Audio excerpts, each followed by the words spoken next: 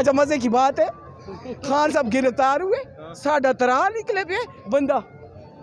नहीं तब ये नहीं था, तब ऐसे बैठे हुए थे। नहीं वो मेरी बेटी मुझे कह रही है हाँ जी हो गया इमरान खान गिरफ्तार। मैं कहती रोती किस लिए? एक बात मुझे बताए, मैं आप रो रही थी? हाँ मैं बहुत रोई हूँ। गिरफ्तार किया है ना, जिस अंदाज से किया है ना, उसने हमारे दिल चीर दिए हैं ना, दिल चीर दिए। उसके रिएक्शन पे हम सड़कों पे निकले थे ना। जो रेंजर की गाड़ियों में से सिविल कपड़ों में उतरे थे, मैंने आंखों से देखे हैं, स्मेर ने देखे।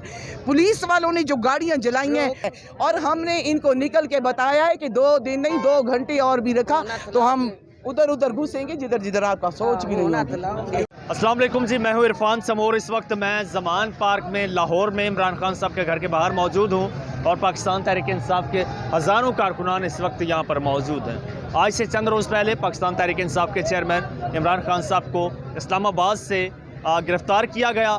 जिस अंदाज में गिरफ़्तार किया गया, लोगों को इंतहाई गुस्सा है उस अंदाज पे। गिरफ़्तारी का शायद इतना गुस्सा नहीं है, शायद इतना रिएक्शन ना आता जितना रिएक्शन आपने देखा खान साहब को जिस अंदाज में गिरफ़्तार किया गया। पाकिस्तान तहरीक इंसाफ के कुछ ख़वातीन कारकुनान मेरे साथ मौजूद हैं, इनसे बात करते हैं उसी हवाले से। अस्सलाम वालेकुम जी। वालेकुम अस्सलाम। कहिएगा, जिस अंदाज से खान साहब को गिरफ़्तार किया गया, खान साहब ने खुद भी कहा कि मैं कुछ चोर था, कोई डाकू था, क्या समझती हैं क्यों ऐसा हुआ?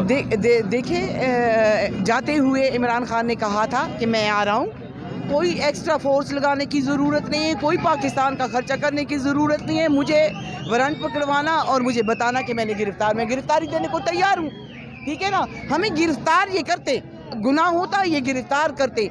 जो इन्होंने गिरफ्तार किया है ना, जिस अंदाज से किया है ना, उसने हमारे दिल चीर दिए हैं ना, दिल चीर दिए। उसके रिएक्शन पे हम सड़कों पे निकले थे ना, और हमने ये इनको बताया है कि हमने कहा था वो रेड लाइन है, फिर हमने इनको बताया कि अब वो डेड लाइन है ना, डेड लाइन है ना। अच्छा, मेरी आपसे कुछ अर्सा पहले बात हुई थी इसी हवाले से।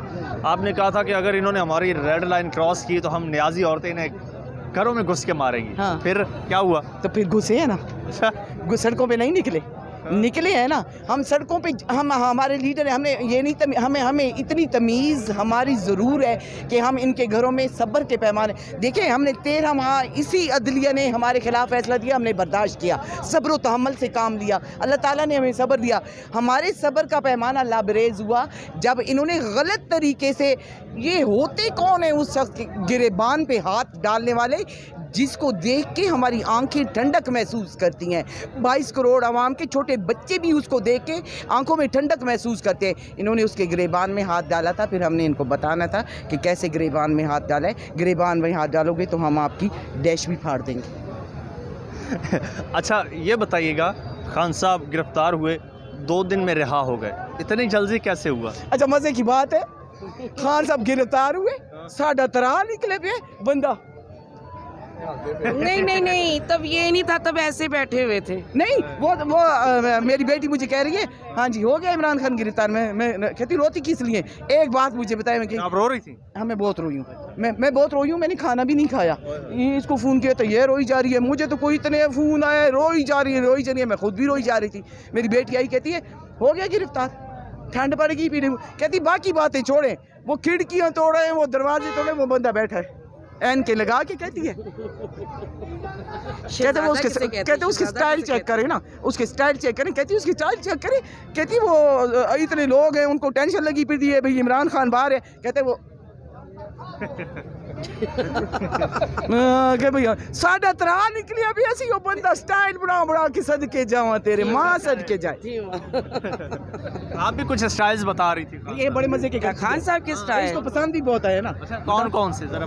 उनकी 4 स्टाइल हैं। एक उनका स्टाइल ये, और एक ये, और एक ये, वो बालों का। हाँ जी, थैंक यू। तो ये बताइए कि खान साहब इतनी जल्दी रिहा हो गए, लेकिन जब सुप्रीम कोर्ट ने तलब किया खान साहब को कि 1 घंटे में खान साहब को अदालत में पेश किया जाए, मरियम औरंगज़ेब साहिबा का जो बयान आया है सामने चीफ जस्टिस के लिए, एक धमकी आमेज कि जनाब घर जला दिए जाएंगे, उस बारे में क्या कहें? अच्छा, वो मरियम औरंगज़ेब जब आके बैठी, डड्डू चार्जर हर डड्डू चार्जर का मतलब है हर चीज़ पे फिट हो जाना ना। अच्छा वो आके बैठी तो उसको ऐसे आग लगी हुई थी जैसे उसको समझ आ गया, उसको समझ आ गया कि अब हम जाने लगे हैं तो मेरा फिर वही काम शुरू हो जाएगा। मेरी माँ ने पैम्पर तब्दील किए थे मरियम की माँ के, और मैं पैम्पर तब्दील करूँगी मरियम के। उसको जब वो ख्याल आया तो आके बैठ गई, ऑल फॉल बकती रही ना। पागल सवाल है कि घर जलाने हैं, तो अब आप सबको यही पता चले कि घर किसने जलाए हैं। इन्होंने खुद दी ये जलाओ गिराओ की बात कर रही थी, कभी हमसे भी सुना है, हमने कहा है कि जलाएंगे। पीटीआई के लोगों ने नहीं किया, बिल्कुल नहीं किया, बिल्कुल। मैं यहाँ से लेके वो जो जब उधर हाउस में गए, आर्मी हाउस वाली साइड पे गए ना, जब मैं और मेहर गए कोर कमांडर हाउस, सब कुछ जला हुआ था ना, जला हुआ था। जब मैं वहाँ पे गई हूँ ना, मैं आपको यकीन उठा के कहती हूँ सारे वर्कर, इंतहाई अफसोस हुआ है, इंतहाई अफसोस हुआ है। अफसोस इस बात पे हुआ है कि हम ऐसा कभी भी नहीं करते। हम वहाँ पे चौकड़ियाँ लगा के बैठे थे, हमने कोई एक पत्थर भी तोड़ने की कोशिश नहीं की। जो इन्होंने दहशत गर्द अंदर घुसेरे थे ना, जो रेंजर की गाड़ियों में से सिविल कपड़ों में उतरे थे, मैंने आंखों से देखे हैं, स्मेर ने देखे। पुलिस वालों ने जो गाड़ियाँ जलाई हैं और जो 3 औरतों को निकाल के वो सारी हमारे सामने हुई हैं। तो हम कैसे कह सकते हैं कि वो हमारे वर्कर थे? हमारे वर्कर कभी भी कोई नुकसान पाकिस्तान का नहीं कर सकते, क्योंकि ये हमें पता है हम पाकिस्तान से कर सकते हैं। ये मोबाइल किस लिए बने हुए हैं? इसमें सब कुछ सेफ है। अच्छा ये बताइए, अब सुनने में आ रहा है कि पीटीआई को बैन करने की कोई तैयारियां हो रही हैं, कोई प्लानिंग हो रही है। बैन करेंगे तो फिर आप लोग क्या करेंगे? मेरी बात सुने, किधर से शुरू हुए हैं? इमरान खान पे बैन कर रहे, दहशतगर्दी के पर्चे, चोरी के पर्चे, कत्ल के पर्चे, क्या क्या नहीं किया, क्या क्या नहीं किया। कर सके हैं बैन, वो रब उसके साथ है, पूरे अल्लाह को भी पता है कि वो हक और सच के साथ खड़ा है ना। आप ये जो आवाम की जो आवाज़ होती है ना, खल्क़ खुदा हो। आप ये देखें, अगर नवाज शरीफ ईमानदार होता तो जब पागलों की तरह कह रहा था मुझे क्यों निकाला, मुझे क्यों निकाला, लोगों ने उठा के जूता मारा। इमरान खान ने ये तो नहीं कहा मुझे क्यों निकाला, लोगों ने बाहर आके पूछा कि क्यों निकाला है उसे। ठीक है, अभी भी लोगों ने बाहर निकल के इनसे पूछा कि क्यों पकड़ा है उसे। ठीक है, इसे कहते हैं लीडर।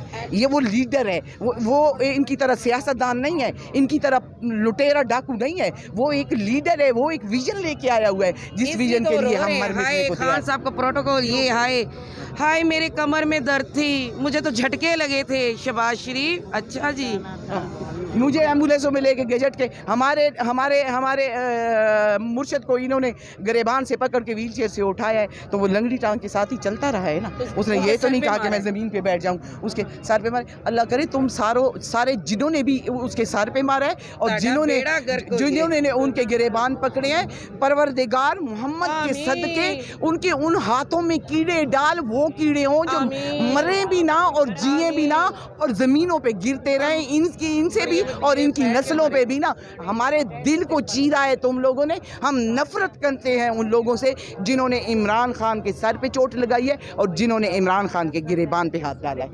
अच्छा, खान साहब जिस तरह 1 घंटे में बाहर आ गए, तो उनके मुखालफिन कह रहे हैं कि ये कोई बुशरा बेगम के मौक़िलात का कमाल है। नहीं, बुशरा बेगम की मौक़िलात का नहीं, वो ठीक है, वो उनकी बीवी है, बीवी की दुआ खुदा बहुत जल्दी सुनता है, इसमें कोई शक नहीं है। वो पाकीज़ा औरत है, उसके शौहर ने दूसरे जो शौहर छोड़े हुए हैं, उन्होंने भी कहा कि वो दुनिया की पाकीज़ा औरत है, तो इससे बड़ी कोई और बात हो नहीं सकती।